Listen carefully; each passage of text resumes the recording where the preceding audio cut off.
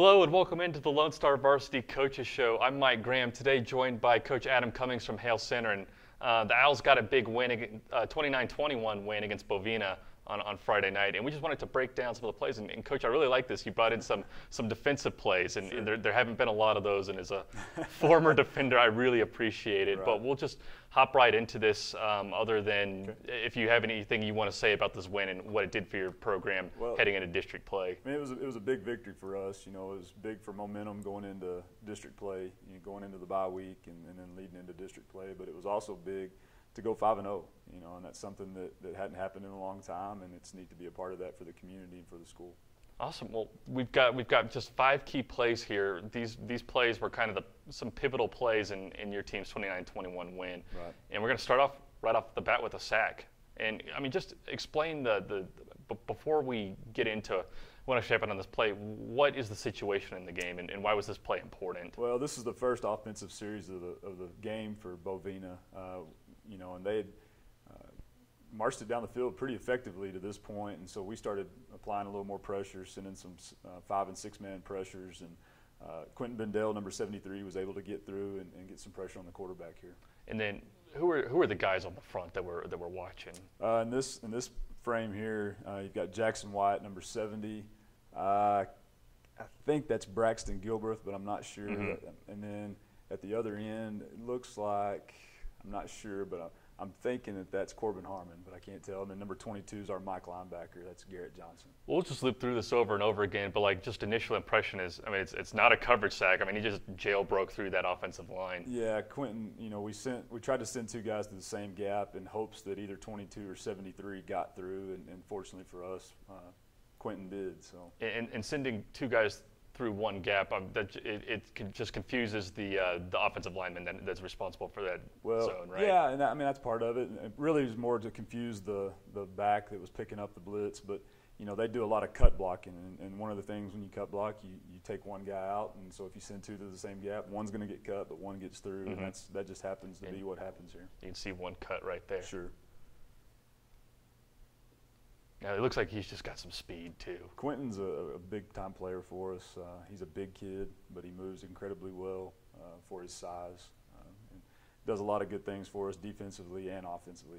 He starts both ways, and he's just an agile kid for his size. Now, what I notice is that there's a number 3 receiver for Bovina sitting on a crow route right there. Yeah. They would have, I mean, it doesn't look like it would have been enough for the first time with the coverage the way it is with I think that's a safety or a linebacker up there. That's our outside linebacker, number 88. Yeah, they did a lot of check down routes, and we were going to give those up a lot. They like to throw down the field, and so we were going to try to take away those things in major blitzing situations. And it just got taken away right there. Sure.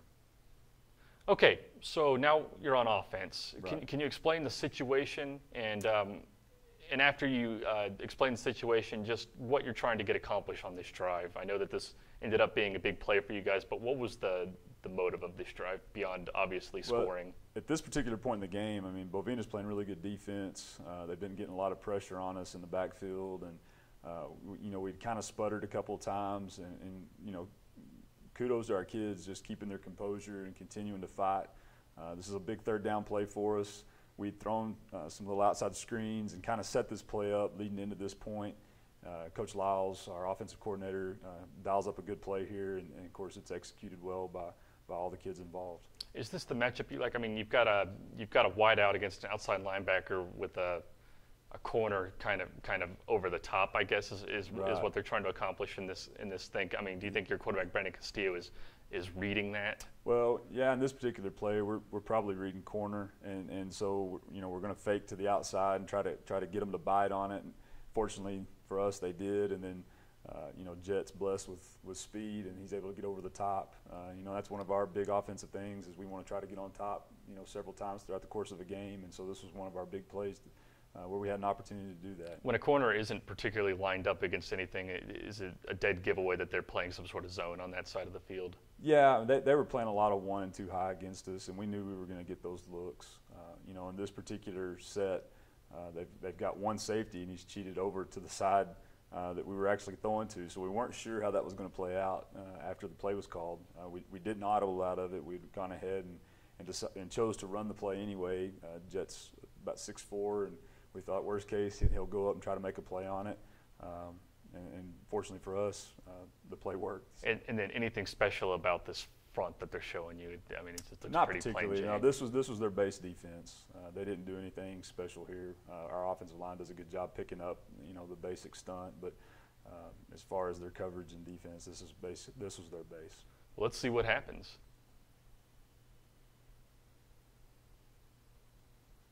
You see, he makes the fake to our outside receiver that's just off the there, screen. oh, there's someone there. Okay. Yeah, we do have a receiver outside, Okay. and so we get both the bite. We'd hit that several times throughout the first quarter, and so fortunately for us, we got all three of them to kind of bite on it, and then Jet, does the rest with his legs. Jet Cannon. Greg Tepper's favorite. Greg Tepper's the managing editor of Dave Campbell's Texas Football. He's got a little Twitter. Thinks that Jet is the best named Texas high school football player this year out of everyone in the state. But I mean, tell me about Jet and what he adds to your offense. Well, kind of like I said, he's got wheels. He's a good track athlete, good hurdler for us. Him and his brother both, and he's a 38 flat, 300 hurdle guy. So he's got good speed, and then he uses it right here to get over the top. And the thing about Bovina is they're a fast team. They had several kids go to the regional track meet and to the state track meet. And so, for him to be able to get over the top against Bovina, we felt really, really fortunate about. And, of course, Brandon throws a really good ball. But Jet's a good player for us. He does a good job offense and defense. Now, this was a 7-7 game, and you dinged him with I believe it's a 75-yard touchdown throw almost. Yes, what do you think that does to the opposing team? I mean, obviously, it's still a game, and you can come back from that. But it kind of shows them, I'm thinking, that no down and distance situation is safe for them, and that's kind of a troubling thought early in a football game. Well, at this point in the game, I mean, it's 7-7, and we're late in the second quarter. I mean, it's a defensive game at this point. They played great defense. Our defense was playing well at this juncture. So for us to hit a big play over the top, it was kind of a momentum swing for us, and we were able to score right after this as well. So it's still a 14-7 game at this point. The rain has started to come down. A lot of communities in West Texas got rain on Friday. Right. So it's always good to run the football. And Aiden Rodgers, I mean, just the agility on this play. Tell me about Aiden and what he adds to your offense. Well, he's just a great kid. Works hard. We put him in several different positions. He's a receiver by nature, but in this particular play, we've got him at running back. Our starting running back went down with an ankle sprain early in the second, or actually late in the first quarter, and so Aiden had to step up and play some running back for us and did a good job. But he's just a dynamic athlete. He's fast. He's got great hands. He's hard to bring down, and this is just an example of that. Now, their front really hasn't changed because they brought their linebackers in since there aren't as many receivers to defend. Is there anything that he's trying, that either Brandon or Aiden are trying to read from that front? I mean, are they giving you anything? Does it? I mean, is there's no pre-snap read on those Not guys? really on this one. We're just trying to get the edge. This is just an outside run play for us, and Aiden's told get to the edge and then make something happen once he gets there. What are the linemen and fullback designed to do on this play? I guess they're setting an edge for him, right? Yeah, our fullback, Carlos Alvidrez, number 88, his job is to kick out the outside linebacker there, and then we've got a good double team with our left tackle and left guard, and Aiden has the option to either hit that hole or bounce it, and obviously he chooses to bounce it with number 64 and 76 closing down. And you saw it right there. I mean, within a second, the important Bovina players are cut off on that play, and everyone else is behind the play, and he's off to the races. Yeah. But let's look at his agility again. He shook some guys right here. Yeah. One, almost two. Yeah. That guy got tripped up by the speed and took a bad angle. Sure. But Aiden's he's got the ability to do that. 23 has an angle on him and he's able to move. There you go. And he just has really good speed. Now 2 possession leads. That's everyone's favorite one in football. Is that the point you start to really believe that you could win this football game? Well, our kids are feeling pretty good at this point. To me, a 2 possession lead can be a curse too. Because you start to feel a little too comfortable, and the thing is Bovina came back. They didn't lay down, and of course we knew they wouldn't. They had every reason to, and they're well coached, and their kids play hard, and a lot of credit to them for fighting back in the second half and kind of had us on the ropes in the fourth quarter. And so, this was big for us, going in at halftime up by 2 scores, especially doing it in the rain and in the sloppy conditions. And that was my next question. The rain, when it starts to rain, especially as heavy as it was coming down at certain portions Friday, Sure. Does that persuade you to leave your aerial game? You know, you want to. I mean, one of the most pass-heavy teams. Yeah, I mean, in the area. Yeah, to some extent it does. You know, at this point, we had pretty much abandoned the passing game because it had been raining for about 30 minutes at this point. Mm-hmm. So it was pretty wet, pretty sloppy. And so, you know, we knew it was going to be a ground and pound top game at this juncture. And fortunately for us, you know, our O-line did a good job up front. And then, of course, Aiden does the rest with his wheels. The Owls are off this week, but they're going to get underway in District 2, 2A Division 1, which Right. is a phenomenal league. 4 unbeaten teams heading into this thing. Hale Center is one of those, but starts off with Floyd Data Right. in a week and a half. Sure. Just what do you see from that squad? I mean, they look like they've been better than they have been in recent years heading into this thing. Well, don't let the record fool you. Coach Bandy does a phenomenal job, always has at Floyd Data. You know, he'll have those kids ready to play. They played a tough non-district schedule, played some really quality teams, and they're getting better every week. You know, and then it's Floyd Data, and they're going to play hard. That's just their culture there.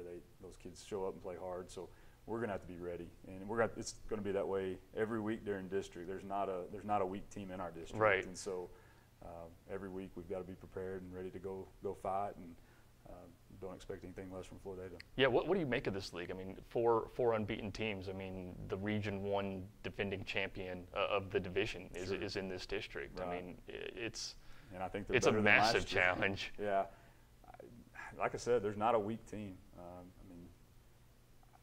It's hard to say. It really is hard to put words to it. The fact that there's 4-0 or 5-0, right. Well, potentially Abernathy plays this Friday, but you've got 4 teams that are 4-0. It's just hard to put words to how crazy that is to think about our district being in that situation. It just goes to show you a lot of good talent and a lot of good coaching. No, an open date this week. How big is that, and what are you trying to get accomplished this week? Well, we need it just to get healthy. You know, we've got a few kids that are banged up with bumps and bruises, sprained ankles here and there, and so it's big for us in terms of that, but it's also big. You know, we've got a lot to learn from watching film and getting better, you know, fundamentally in technique, and so we're going to use that opportunity to get better in those areas. Well, that's going to do it for us, Coach Adam Cummings. We really appreciate you coming by. Once again, this show was brought to you by the University Medical Center and powered by AJ Media. We'll see you next time.